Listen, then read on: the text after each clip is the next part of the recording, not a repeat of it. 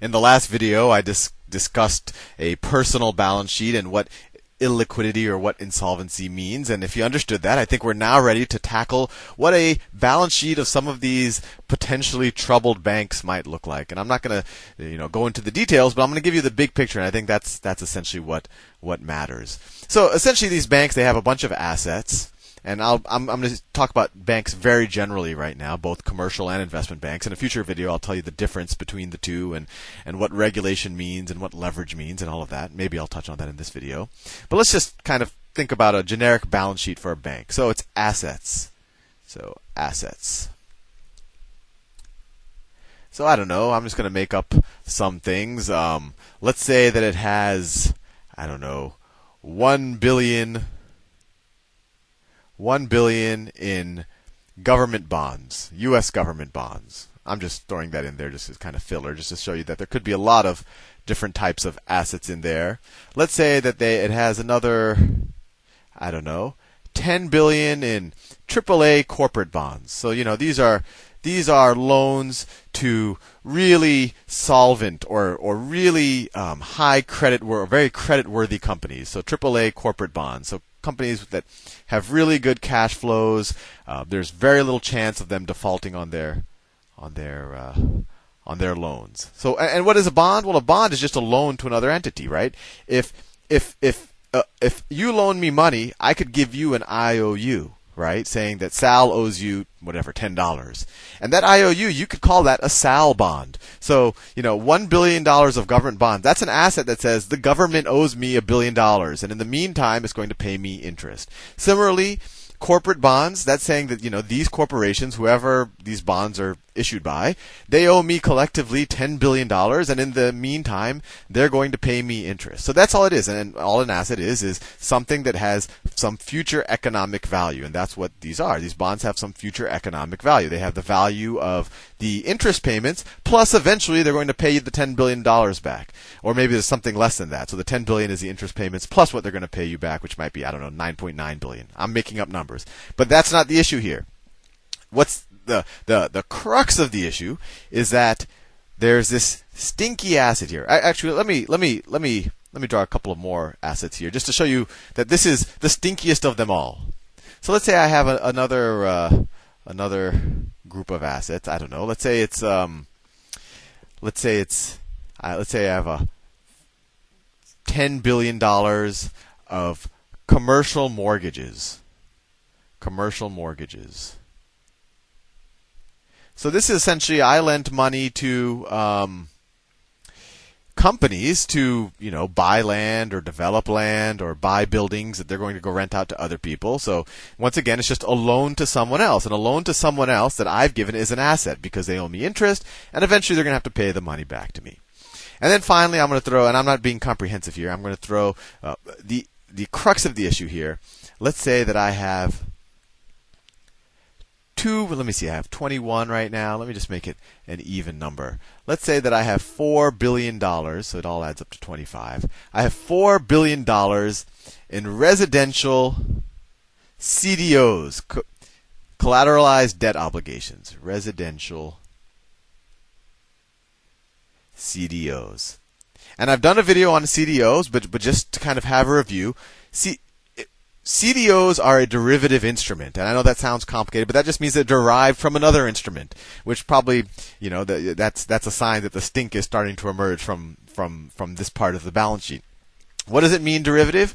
Well, you take a bunch of mortgages, so I'll just draw it down here. You take a bunch of mortgages, so these are house mortgages. Maybe you take 1 million of them. You group them all together, and you end up with a mortgage-backed security. Mortgage-backed security. All a mortgage-backed security is a loan to a ton of a big group of people, and you put them all together so that you can kind of be able to statistically give it properties. Because if you lend to any one person, that's hard to trade. But if you lend to a bunch of people, it starts to become something that you could trade with other people because they can understand it. And in aggregate, you can say, 8% of the people are going to default and all of that. But anyway, this isn't the crux of it either. I have a whole video on mortgage-backed securities.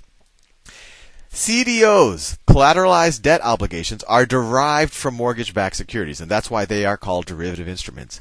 What CDOs are, you take these mortgage-backed securities, that they're loans to some people in some region of the country, or maybe they're diversified across regions, and you slice and dice them. So what you do is you slice them into tranches, and I go into a lot more detail on this in the other videos, right? And you say, this group of the CDOs, they'll get the first payments, or if any payments that immediately go to this very senior tranche, right? And then the next payments go to this one, and then this top tranche, you could call it the most junior tranche, it's sometimes called the equity tranche. This tranche, they're going to get whatever's left over. So if everyone pays, they get made whole, but if a lot of people default, all the defaults are going to hit this tranche. Right? And to kind of make up the fact that this is the riskiest tranche, or essentially these people are taking on all of the risk, or essentially these tranches are giving all of the risk to this tranche. And a tranche is just a layer, it's just a slice, okay? I don't want to use too fancy words.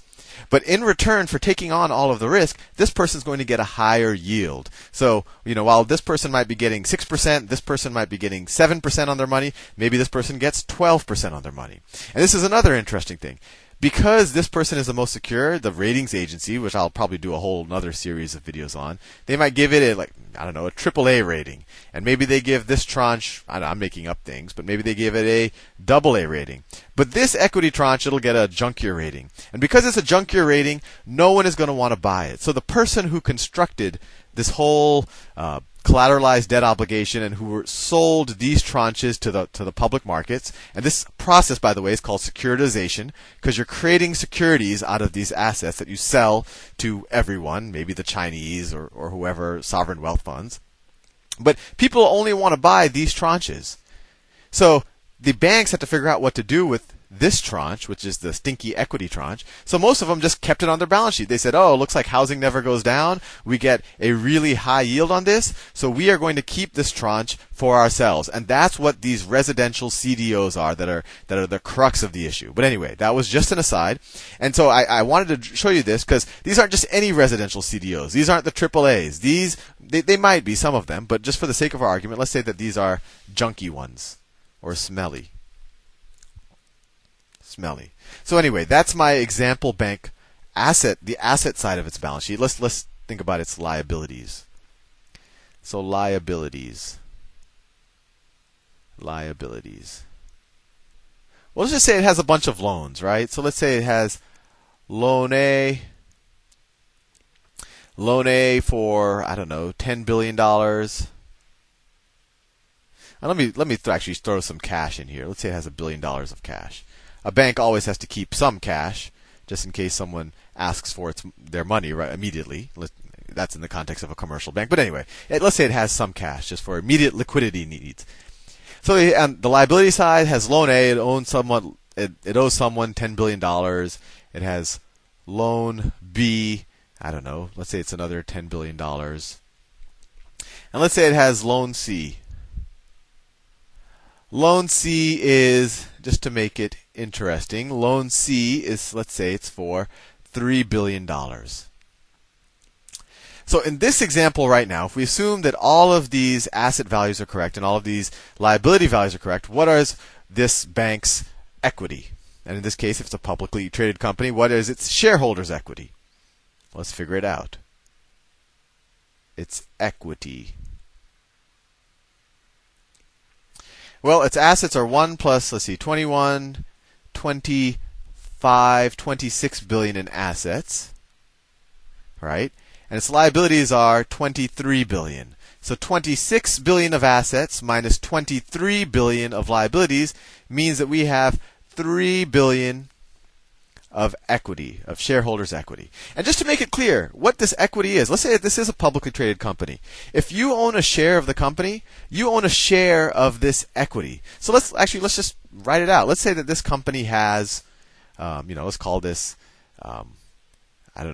Yakovia Bank. No, I shouldn't. That's too close. Let's just call this Bank A, right? And let's say that Bank A has, let me make up something. Let's say that it has a I don't know, a billion. Let's say it has 500 million shares. 500 million shares. Right? If you go into Yahoo Finance, you said how many shares are outstanding. It has 500 million shares. So each share price, or the book value of each share price, essentially should be this $3 billion of equity based on the balance sheet. And that's why they call it book equity, because the balance sheet, it's often called the company's books. So it's this $3 billion of equity divided by the number of shares. So each share should be worth, let's see, $3 billion divided by 500 million. It should be $6 of book equity